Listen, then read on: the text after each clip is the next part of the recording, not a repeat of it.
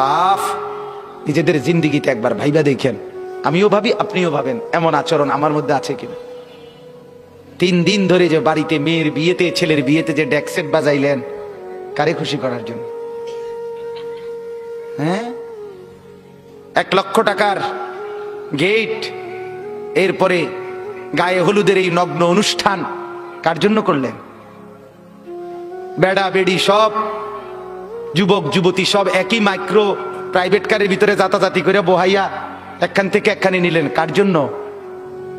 পুরা প্যান্ডেলের ভিতরে একসাথে বেড়া বেড়ি একত্রে খায়, নাচে, গায়, ফুর্তি করে, কার জন্য?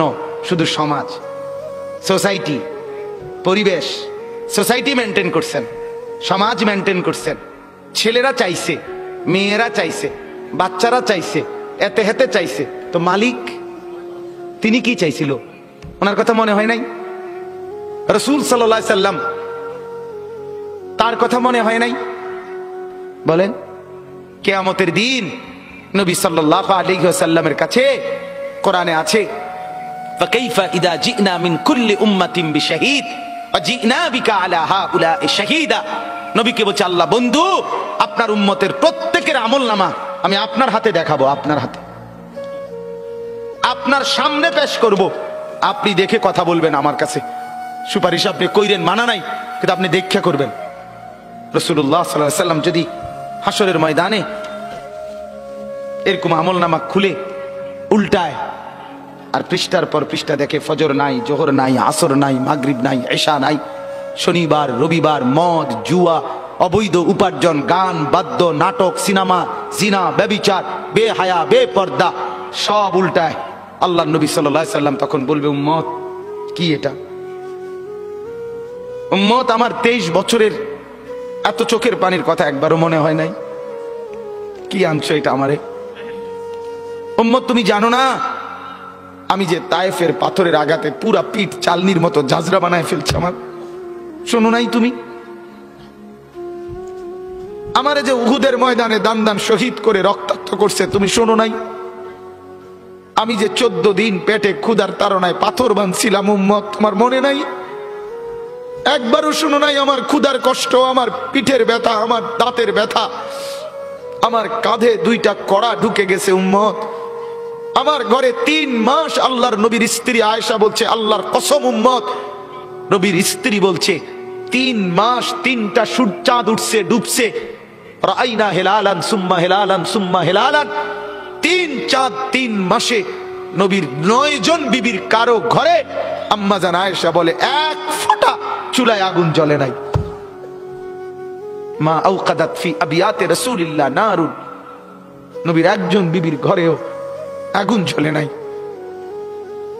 আল্লাহ নবীর স্ত্রী আয়েশা একদিন বলছিল নবীকে, পিঠে হাত বুলাইয়া, ইয়া রাসূলুল্লাহ, স্বামী আপনার পিঠ ছিদ্র ছিদ্র কেন? পুরা পিঠ চালনির মতো ছিদ্র ছিদ্র কেন? আপনার কি ছোটবেলায় বসন্ত রোগ হয়েছিল, গোটা হয়েছিল? আল্লাহর নবী চোখের পানি ফেলে বলছে, আয়েশা, তুমি জানো না আমার এই পবিত্র দেহে তো কোনোদিন মশাও বসে না, মাছিও বসে না, পোকা বসবে কেমনে? আমার পবিত্র দেহে তো হাঁটলে মেশকের ঘ্রাণ বের হয়, আমার পেশাব পায়খানাও তো কোনোদিন জমিনের উপরে 1 সেকেন্ড থাকে না, মাটি ফাঁক করে ভেতরে নিয়ে যায়, সেই আমার গায়ে গোটা হবে কেন? আয়েশা, এগুলো আমার তায়েফের পাথরের আঘাতের রক্তের দাগ।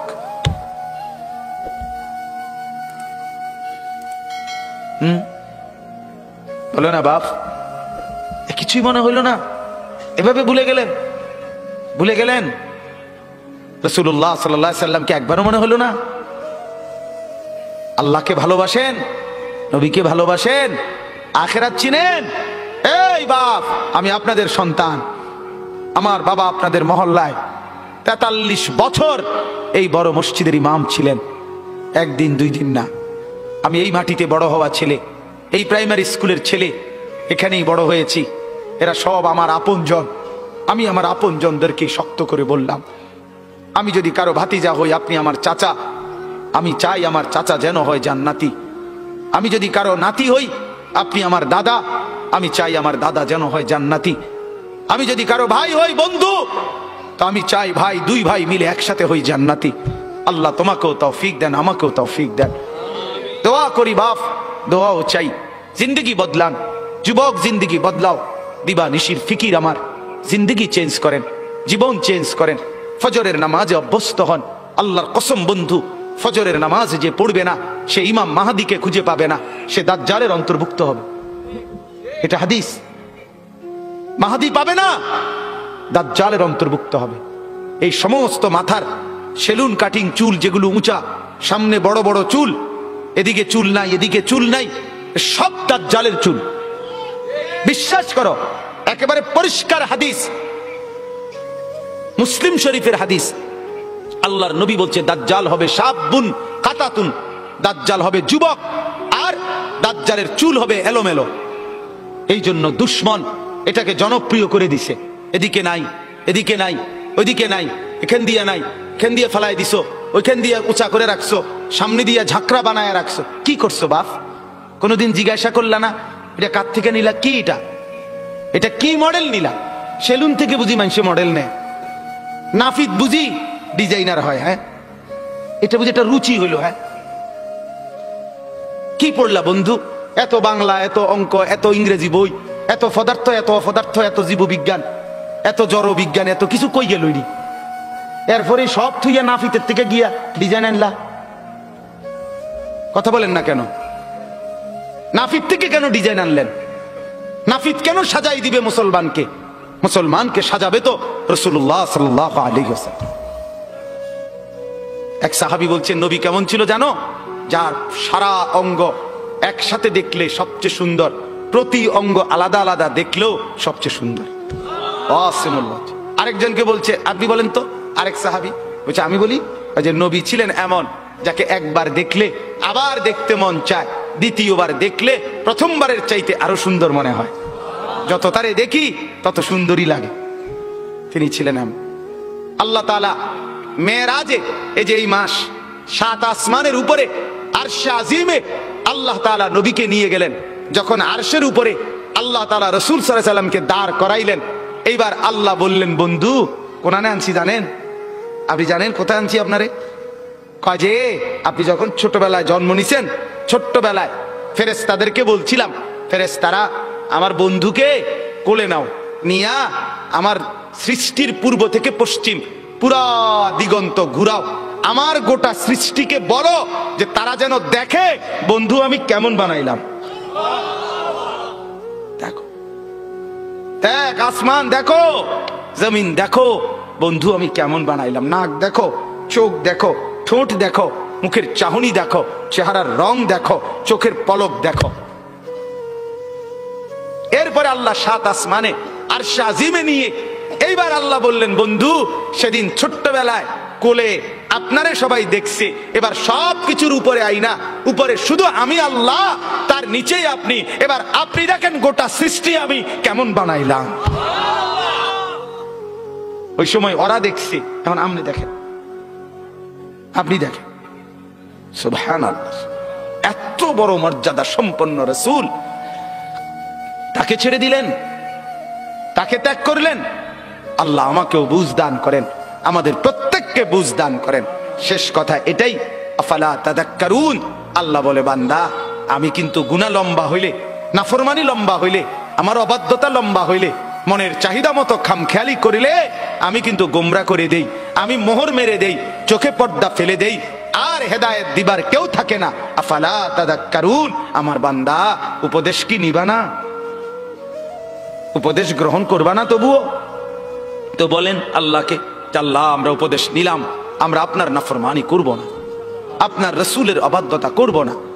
যুবক ভাইয়া নামাজ পড়ে, নামাজ পড়ে, 5 ওয়াক্ত নামাজ পড়ে, অশ্লীলতা উলঙ্গপনা থেকে, বেহায়াপনা থেকে ছুটেন।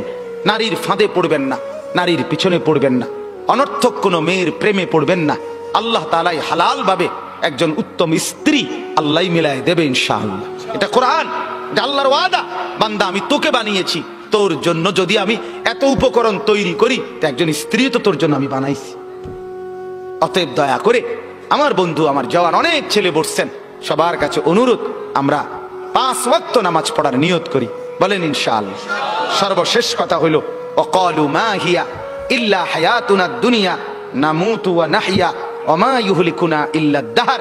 আল্লাহ বলে যখন আমি কাউরে গোমরা করে দেই, মোহর মেরে দেই, চোখে পর্দা ফেলে দেই, আল্লাহ বলে হে, তখন কে রুমে জানুনি? আল্লাহ কহে হে ওই রুম।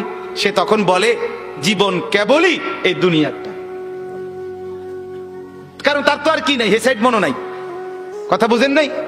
সে তখন বলে জীবন কেবল এই দুনিয়ায়, নামুতু ওয়া নাহিয়া, কেউ মরবো কেউ বাঁচবো, ওমা ইউহলিকুনা ইলা দাহার, সময়ের আবর্তন, কালের আবর্তন, কেউ মরছে কেউ জীবিত হচ্ছে।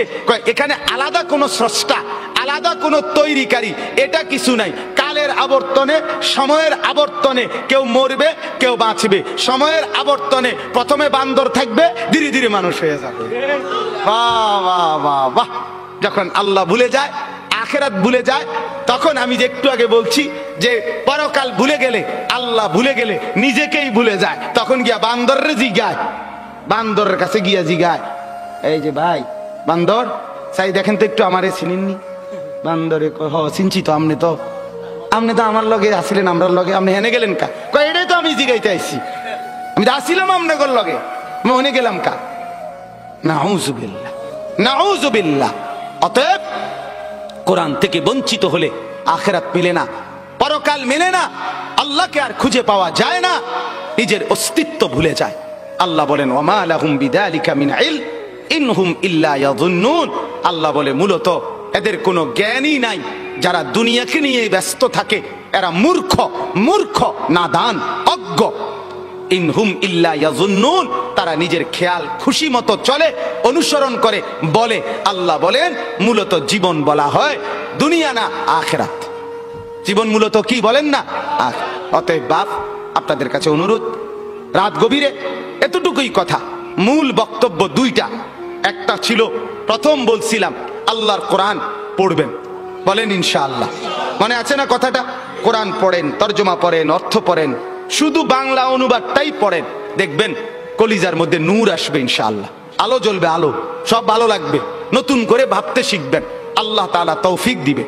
দুই, গুনার অনুসরণ করবেন না, নাফরমানি দীর্ঘদিন লম্বা করবেন না, নাফরমানি লম্বা করবেন না, মদ খাওয়া ছেড়ে দেন, জুয়া খেলা ছেড়ে দেন, গান বাদ্য ছেড়ে দেন, অশ্লীলতা ছেড়ে দেন, নাটক সিনেমা ছেড়ে দেন, নর্তকীর নাচ দেখা ছেড়ে দেন, উলঙ্গপনা ছেড়ে দেন, গান বাদ্য ড্যাকসেট বাজানো এগুলো বন্ধ করে দেন। যার ঘরে রঙিন টেলিভিশনে নর্তকী নাচে, সেই নর্তকীর নাচ বন্ধ করে দেন। প্রত্যেকের হারাম রোজগার, সুদ, ঘুষ, অবৈধ ইনকাম, এটা বন্ধ করে দেন। দুনিয়া অল্প অল্প অল্প। আল্লাহ তাআলা আমাদের প্রত্যেককে আখিরাতের প্রস্তুতি নেওয়ার তৌফিক দান করেন, বলেন আমিন।